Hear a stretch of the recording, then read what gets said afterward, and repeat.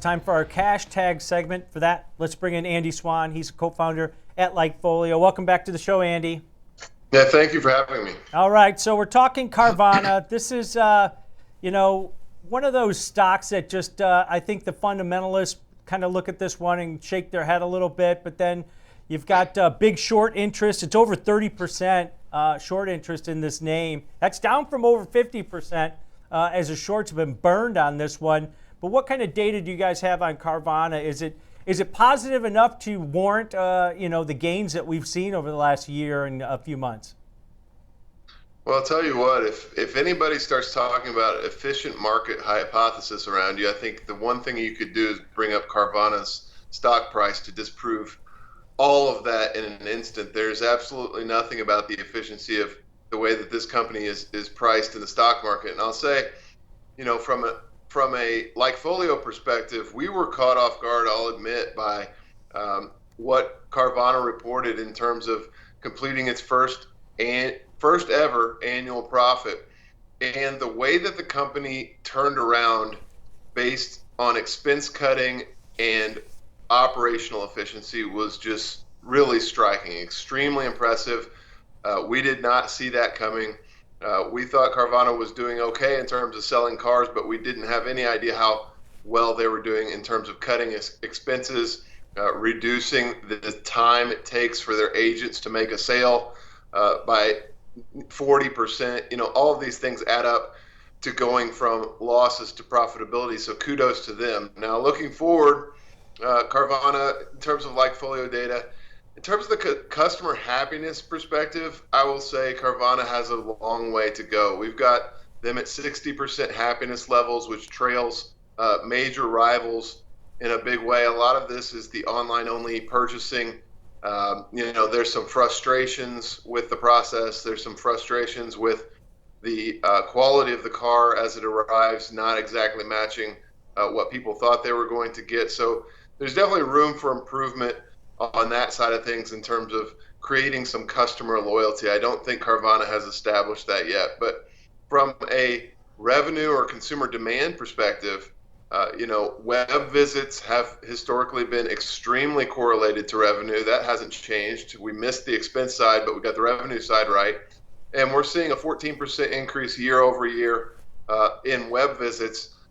Now, this is an important time of year for Carvana. I would say the next 2 to 3 months, you can see it's a pretty cyclical business. People tend to buy cars in the spring, or at least used cars, and at least through Carvana, that's the issue. And so over the next few months, we'll see if this 14% year over year gain can actually expand. And if it does, then we think there's continued room for Carvana stock to continue higher. The stock was significantly higher than it is now several years ago. And so there's room for upside in Carvana, but we've got to see continued execution from the company, both on the cost basis, the expense line, but also we want to see this consumer demand level continue to increase, especially in these next few months, which are so critical.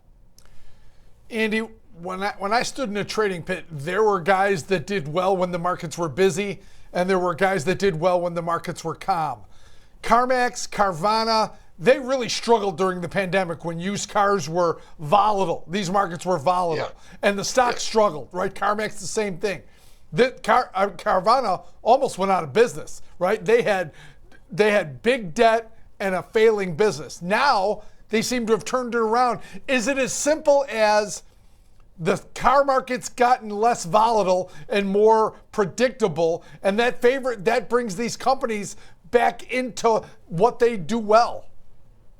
Yeah, I really think so. It's kind of interesting that you bring that up, because I think, ironically, the one thing that Carvana and some of the digital-only platforms did not build their model for was extreme variability in the value perception of used cars. And so when you have a market where I remember at one point, we bought my daughter a new car, a new Honda, because the used version was going to be more expensive. Yes. I mean, that's how dislocated things got. And it's very difficult to create a pricing algorithm that deals with that, whereas the dealers and the salesmen that are standing on a lot all day talking to customers, get an immediate feel for that level of desperation or indifference. And so I think that the technology has some catching up to do in terms of keeping up with fast moving prices.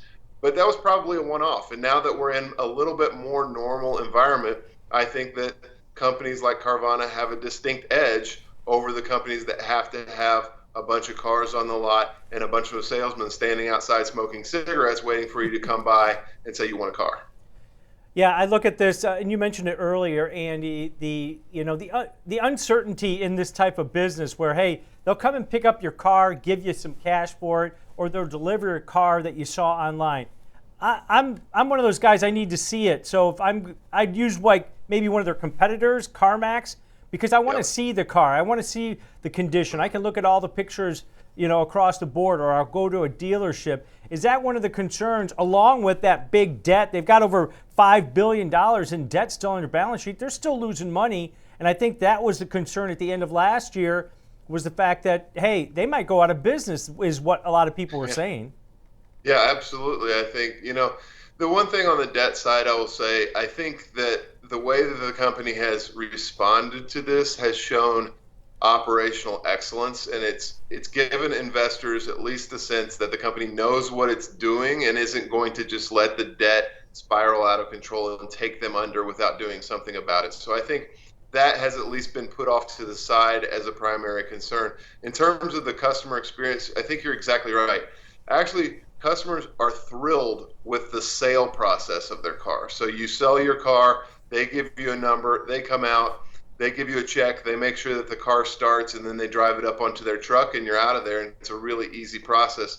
On the car buying side, I think, is where people have that concern, that very valid concern that you have, and that is, I want to sit in this thing, I want to look around, I want to literally kick the tires before I write a check for something. And I think that is that's the consumer behavior that Carvana has to overcome. If you think that consumer behavior can change, then you're looking at a company that has 1% of $1 trillion market.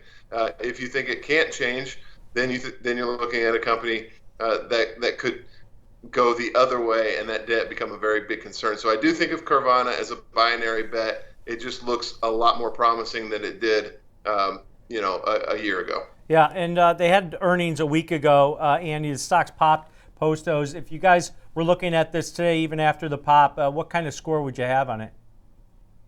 Yeah, we would actually be neutral. So we were negative. Full disclosure, we were negative going into that. We were bearish going into that report. So we were dead wrong.